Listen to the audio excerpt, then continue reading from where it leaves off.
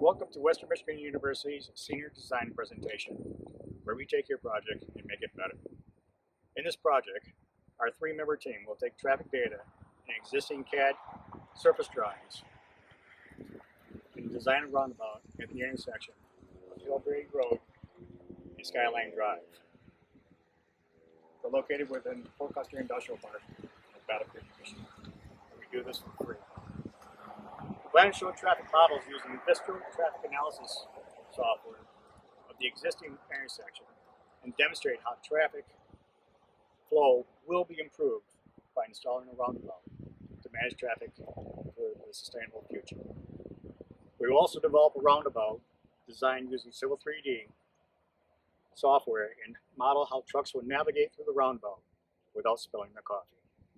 We do this using Civil 3D's traffic analysis program. And because Western Michigan University offers a civil engineering program and a construction engineering program, we will also develop a cost estimation on building the roundabout. We demonstrate this by developing a construction project schedule using Microsoft Project and using Civil 3D grading tools for calculating materials and ours means for cost estimations. It's been a challenging, rewarding project, and I hope